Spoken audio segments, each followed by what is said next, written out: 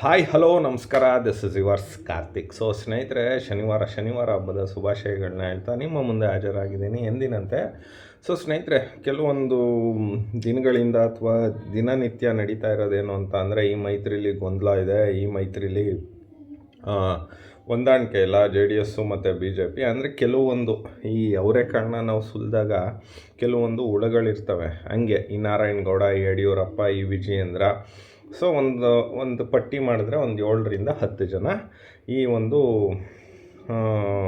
ಜನಗಳು. ಅದರಲ್ಲಿ ನಿಯತ್ತಿಲ್ಲದೆ ಇರೋ ನಾಯಿ ನಮ್ಮ ನಾರಾಯಣಗೌಡ ಆ್ಯಂಡ್ ಸುಮಲತಾ ಅವರು. ನಾನು ಯಾಕೆ ಸುಮಲತನಿಗೆ ನಿಯತ್ತಿಲ್ಲದೆ ಇರೋ ನಾಯಿಗಳು ಅಂತ ಹೇಳ್ತಿದ್ದೀನಿ ಅಂತ ಅಂದರೆ, ಸೊ ಅಂಬರೀಷ್ ಅಣ್ಣವರು ಬದುಕಿದಾಗ ಅವ್ರನ್ನ ಕರ್ಕೊಂಡು ಬಂದು ತೆಗೆದು ಅಷ್ಟೆಲ್ಲ ಕಷ್ಟಪಟ್ಟು ಆಯ್ತು, ಅವ್ರಿಗೆ ಟಿಕೆಟ್ ಕೊಡಬೇಕಿತ್ತು, ಕೊಟ್ಟಿಲ್ಲ, ಆಯ್ತು ಅವ್ರು ಗೆದ್ದರು ಮಾಡಿದ್ರು. ಆದರೆ ಆ ಮಾತುಗಳು ಇದು ಆ್ಯಂಡ್ ದೆನ್ ಯಾಕೆ ಆ ತಾಯಿಗೆ ನಿಯತ್ತಿಲ್ಲ ಅಂತ ಹೇಳ್ತಾ ಇದ್ದೀನಿ ಅಂದರೆ, ಕುಮಾರಸ್ವಾಮಿ ಅವರು ಮಂಡ್ಯದಲ್ಲಿ ನಿಂತಹ ಸಂದರ್ಭದಲ್ಲಿ ಆ್ಯಂಟಿ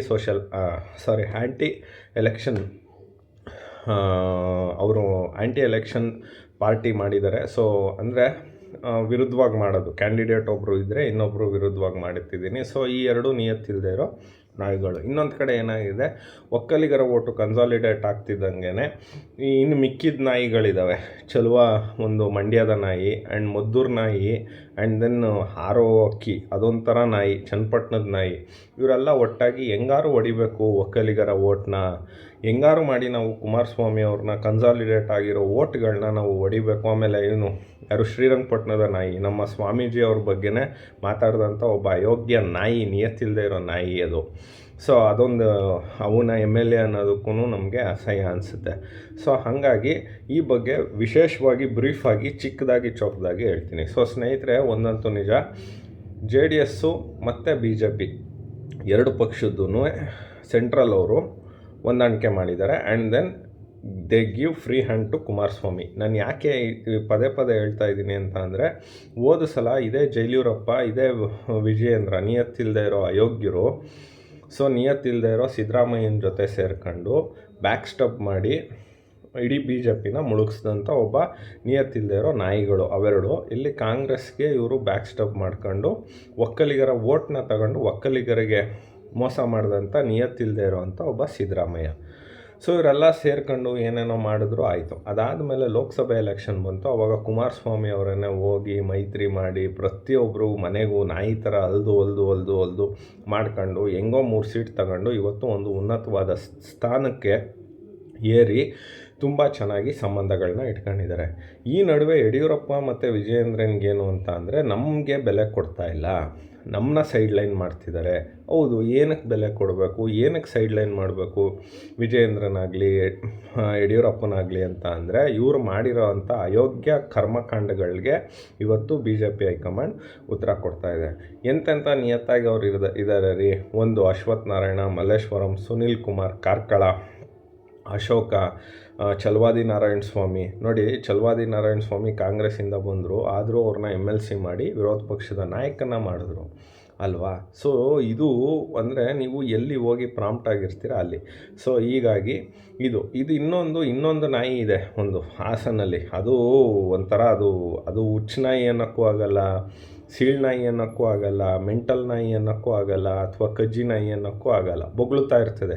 ಅದೇ ಮಿಸ್ಟರ್ ಪ್ರೀತಮ್ ಗೌಡ. ಸೊ ಅವನು ಹೇಳ್ತಾನೆ, ಸರ್ವೆ ಮಾಡಿಸ್ಬಿಡ್ತಾರೆ. ಆಯ್ತಪ್ಪ, ಸರ್ವೆ ಮಾಡಿಸ್ಲಿ. ಒಂದು ವೇಳೆ ನಿನಗೆ ಕೊಡಬೇಕು ಅಂದರೆ ನಾವು ಮನಸ್ಫೂರ್ತಿಯಾಗಿ ಮಾಡಿ ಗೆಲ್ತೀವಿ, ಆದರೆ ನಿನಗೆ ಕೊಡೋದಿಲ್ಲ, ಅದಾಗೋದಿಲ್ಲ. 58 ಸೀಟ್ನ ಹಳೇ ಭಾಗದ ಮೈಸೂರಲ್ಲಿ ಕೊಡ್ತಾರೆ. ಆದರೆ ದಯವಿಟ್ಟು ನಾನು ಹೇಳೋದಿಷ್ಟೇ, ಒಕ್ಕಲಿಗರು ಮತ್ತು ಲಿಂಗಾಯತರಿಗೆ ಕೈ ಜೋಡಿಸಿ ಮನವಿ ಮಾಡಿ ಕೇಳ್ಕೊಳ್ಳೋದು, ದಯವಿಟ್ಟು ಅವರು ಬೈತ್ರಿಲ್ ಬಿರುಕು ಬರುತ್ತೆ, ಇವ್ರದ್ದು ಹಿಂಗಾಗುತ್ತೆ, ಅದೆಲ್ಲ ಬಿಟ್ಬಿಡಿ. ಯಡಿಯೂರಪ್ಪನ ಸ್ವಾರ್ಥಕ್ಕಾಗಿ ಅವನು ಇದನ್ನೆಲ್ಲ ಆಡಿಸ್ತಾ ಇದ್ದಾನೆ. ಆದರೆ high command stand with Kumaraswamy is a stand with high command. So ಇಷ್ಟೇ ವಿಷಯ. ಹಾಗಾಗಿ ಆಮೇಲೆ ಸುವರ್ಣ ಚಾನಲ್ ಆಗಿರ್ಬೋದು, ಪವರು ಆ್ಯಂಡ್ ದೆನ್ ರಿಪಬ್ಲಿಕ್ಕು ಇದೆಲ್ಲ ಇದು ಏನಂತಾರೆ, ಕಸ್ಟಮೈಸ್ಡ್ ಅಂದರೆ ಸ್ಪೂನ್ಸ್ ಫೀಡಿಂಗ್, ಅಂದರೆ ಅವ್ರಿಗೆ ದುಡ್ಡು ಕೊಡ್ತಾ ಇದ್ದಾರೆ, ಹಾಗಾಗಿ ಬಿರುಕು ಬರುತ್ತೆ. ಇನ್ನೂ ಏನೂ ಆಗಲ್ಲ ರೀ, ಯಾವುದೇ ಕಾರಣಕ್ಕೂ ಏನೂ ಆಗಲ್ಲ. ಒಂದು ಒಕ್ಕಲಿಗರ ಓಟು ಕನ್ಸಾಲಿಡೇಟ್ ಆಗಿದೆ. ಈಗ ಅದನ್ನು ಹೆಂಗೆ ಮುರಿಬೇಕು ಅನ್ನೋದು ಎಲ್ರಿಗೂ ತಲೆಕೆಟ್ಟೋಗಿದೆ. ಸೊ ಹಾಗಾಗಿ ಇವ್ರದ್ದೆಲ್ಲ ಇದು ಆಗ್ತಾಯಿದೆ. ಆ್ಯಂಡ್ ಕುಮಾರಸ್ವಾಮಿ ಅವರು ಯಾವುದೇ ತ್ಯಾಗಕ್ಕೂ ರೆಡಿ ಇದ್ದಾರೆ. ಅವರು ಮಂಡ್ಯದಲ್ಲಿ ನಿಮಗೆ ಬಿಟ್ಕೊಡ್ಬೇಕಾ? ಬಿಟ್ಕೊಡ್ತಾರೆ. ಅದು ಆಗಲ್ಲ. ಅಲ್ಲ ಹೇಳ್ತಿರೋದು ನಾನು ಮುಂದೆ ಹೇಳ್ತೀನಿ ಎಲ್ಲೆಲ್ಲಿ JDS ಗೆಲ್ಲುತ್ತೆ, ಎಲ್ಲೆಲ್ಲಿ NDA ಆದರೂ ಗೆಲ್ಲುತ್ತೆ, ಆಗದೇ ಇದ್ರೂ ಗೆಲ್ಲುತ್ತೆ ಅಂತ. ಆಮೇಲೆ ಅಮಿತ್ ಶಾಗೆ ತುಂಬ ಚೆನ್ನಾಗಿ ಗೊತ್ತು, ಯಡಿಯೂರಪ್ಪನ ನಂಬ್ಕೊಂಡ್ರೆ ನಾವು ಕೆಟ್ವಿ, ಅವನ್ನ ಸೈಡ್ಲೈನ್ ಮಾಡಬೇಕು. ಇದು ಏಪ್ರಿಲ್ವರೆಗೆ ಮಾತ್ರ ವಿಜಯೇಂದ್ರನಿಗೆ, ಆಮೇಲೆ ಅವನ್ನ ಒದ್ದೋಡಿಸ್ತಾರೆ. ದಯವಿಟ್ಟು ನಾನು ಹೇಳೋದಿಷ್ಟೇ ಸ್ನೇಹಿತರೆ, BJPಲಿರೋ ಕಾರ್ಯಕರ್ತರಿಗೆ, JDS ಅವ್ರು ಬಿಡಿ, ತುಂಬ ನಿಯತ್ತಿರೋರು, ನಾವು ನಿಯತ್ ಮನುಷ್ಯರು, ನಾವು ಹೋಗ್ಬೇಕಾದ್ರೂ ಹೇಳ್ಬಿಟ್ಟು ಹೋಗ್ತೀವಿ. ಆ್ಯಂಡ್ ದೆನ್ ಇದ್ದು ಬ್ಯಾಕ್ ಸ್ಟೆಪ್ ಮಾಡಲ್ಲ. ಮುಂದಿನ ಚುನಾವಣೆಯಲ್ಲಿ NDAಗೆ ಮಾಡಿ ಒಂದು. ಆ್ಯಂಡ್ ದೆನ್ ಈ ನಾಯಿಗಳಿದಾವಲ್ಲ, ಇವು ಯಾವಕ್ಕೂ ಟಿಕೆಟ್ ಕೊಡಲ್ಲ. ಒಂದು ನಿಯತ್ತಿಲ್ಲದೆ ಇರೋ ನಾಯಿ ನಾರಾಯಣಗೌಡ, ಸುಮಲತಾ.